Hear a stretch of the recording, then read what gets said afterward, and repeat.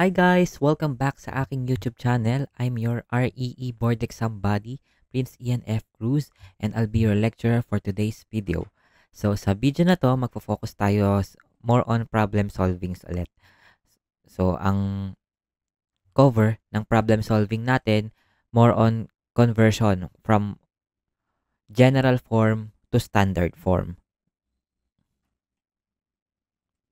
Kasi useful to guys pagka tinatanong sa atin yung parameters such as center, radius, vertex, ano yung focus, ano yung focal length na hindi natin directly agad makikita sa mga general equation or kapag naka-general form yung ating equation ng mga conics.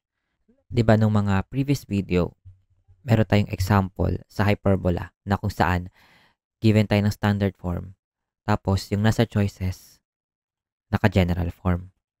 Converting from standard form to general form is relatively straightforward naman na.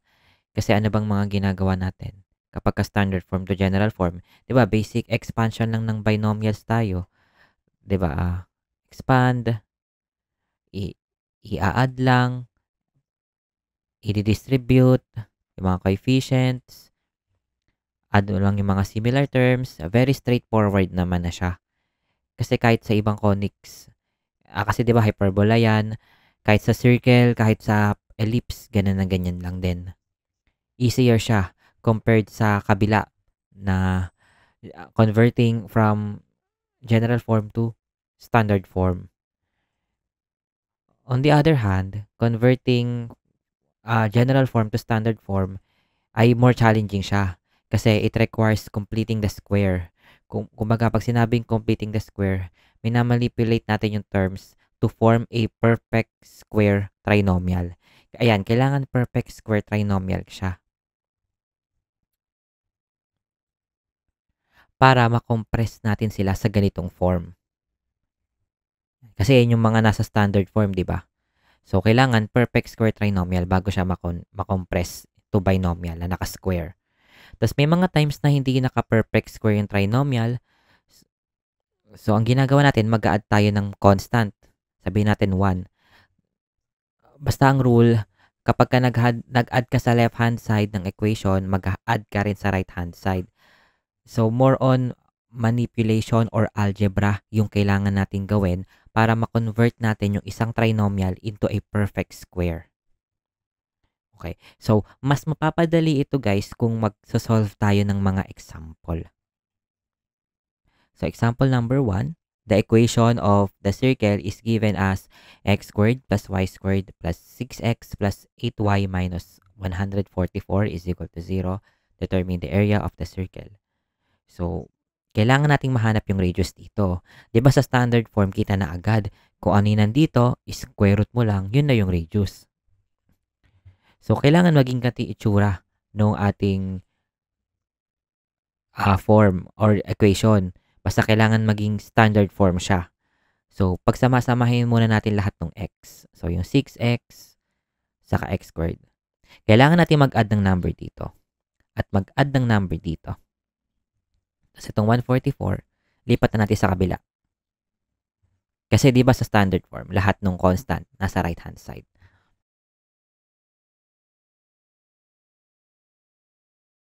So, kailangan perfect square trinomial siya para makompress natin siya to binomial na naka-square. Kasi gusto nga natin ganyan siya. Ito naka-expand siya. So, para makompress natin, kailangan perfect square siya. So, missing tayo ng isang term para maging perfect square trinomial na siya. So, paano natin mahanap yung missing term na yon? So, meron siyang formula. Ayan. So, ito yung formula ng missing term para maging perfect square trinomial siya. Ayan. So, ito yung naka-blank. Ito yung formula niya. Ito yung magpapakumpleto ng trinomial para siya ay maging perfect square.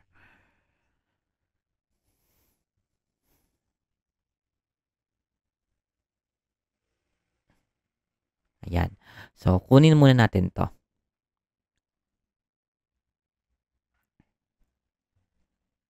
So, b squared. Yung b, coefficient daw siya nung x or y. So, yung walang square. So, ano yung coefficient na yon? Ano yung coefficient nung walang square? 6, di ba? Tapos, yung a naman, coefficient nung naka-square. So, 1. So, magpo-focus kasi muna tayo guys dun sa unang blank. Kaya yung kinount natin, yung mga x lang. So, 9 yung sagot. So, dahil nag-add tayo ng 9, mag-a-add din tayo ng 9 sa kabila. Bawal kasi natin i-modify yung given equation. Kasi pag minodify natin siya, edi mag-iiba na itsura niyan.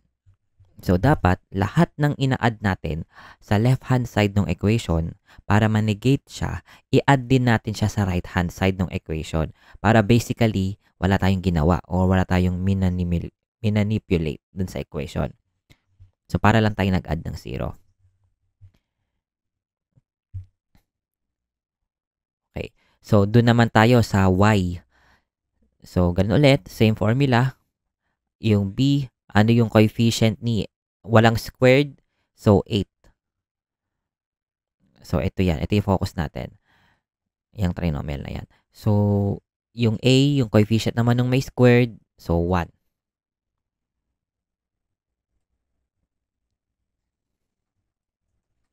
So, mag-add tayo ng 16 dito. Dahil nag-add tayo 16, add tayo dito. So, pagsama-samahin na natin. Pagsama-samahin muna natin yung mga constants. So, 169. Tapos, ito, dahil yung dalawang yan, dahil ginamitan na natin ng completing the square, ibig sabihin, perfect square trinomial na yung dalawang yan. Pwede na natin silang makompress to a binomial na naka-square. So, paano natin siya kinocompress? Katulad ng ginagawa natin. Ini-square root lang natin yung first and last term. Yan. Tapos, yung sign nung dito, nakadepende siya sa sign ni second term dun sa trinomial. Kung si second term ay positive, positive. Pagka negative, negative. So, compress natin to. Itong blue. So, square root lang the first term. So, x tapos 3. Yan. Naka-square. Tapos, ano yung sign? Yung sign ng second term, yung 6x. So, ano ba yung sign ni 6x? So, positive. So, positive yan. So, next naman, sa red tayo. So, ang rule, square root the first and last term. So, y, tapos, square root ng 16, 4. Squared, tapos, tingnan natin yung sign ng second term. So, dahil positive si 8y, positive din yan. So, ayan na siya. So, ayan na yung ating standard form. Kailangan na lang naka-square to. Yan. So, r squared kasi yan. So, kailangan r lang. So, square root natin yung 169, 13. Or, palitan natin ito ng 13 squared. Yan na yung standard form niya. So, na-convert na natin yung general form to standard form. So, yung nahanap sa problem ay area. So, formula ng area ng circle, pi r squared. So, substitute lang, pi 13 squared. Or 169 pi. Yan. So, ito na yung answer natin. Yan. Pero, meron tayong guys, shortcut sa circle. Kung okay sa inyo na magkabisa ng maraming formula, ito na lang. Ito na yung center and radius. So, dyan, pag nahanap mo yan, magagawa mo na siyang standard form. Yung D, yung coefficient ni X. Tapos yung A, coefficient ni X squared. Yung E, yung coefficient ni Y. Yung C, coefficient ni Y squared. Tapos yung F, yung constant. Tapos yung H and K, ayun na yung makukuha yung center dyan. So, kukunin mo muna yung center. Then, pag nakuha mo yung center, kunin mo yung radius. Gagamitin mo yung H and K doon. So, try natin dito. So, kunin natin yung center. Ano yung coefficient ni X? 6. Yung A ay 1. Yung E, yung coefficient ni Y, so 8. Tapos yung C, coefficient ni Y squared, 1. Yan. So, negative 8 divided by 2, 4. Negative 6 divided by 2, 3. Yan. So, yun yung center. Negative 3 and negative 4. So, tama lang, no? Kasi negative 3, negative 4. Then, yung radius, yan. Substitute lang muna natin. Then, yung F, yung constant. So, 144, negative. Tapos, yung A, 1.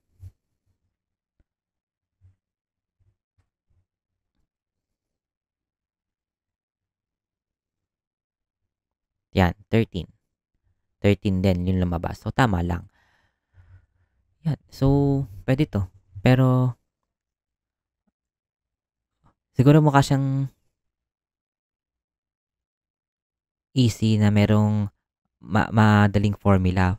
Pero, guys, ano, pag sa kaduluhan na kayo ng pagre-review nyo, dumadami yung formula. Kaya ako, ang ginagawa ko noon, maraming nag-renegate dito sa mindset ko na mas gusto nila na nagkakabisa na lang ng formula. Ako kasi, ang ginagawa ko noon, mas prefer ko yung mga long method. Kasi yung mga steps dito, magagamit nyo yan guys sa ibang problem. Kumbaga, nababawasan na din yung inaaral nyo. Kasi yung halimbawa, yung completing the square, pwede yung lumabas as a question lang, na isang question lang yon about completing the square. So, kumbaga, nagagamit nyo na rin talaga siya. So, habang nag-aaral ako ng long method, natututo na rin ako. Saka naiiwasan kong magkabisa ng mga formula. Kasi, pagka patapos na kayo sa pagre-review, ma-overwhelm kayo sa dami ng formula. Kaya ako, kapag meron ako nakitang long method na way, mas gusto ko na yon kasi mas basic. Basic lang naman usually yung mga method na ginagawa pag mga long method.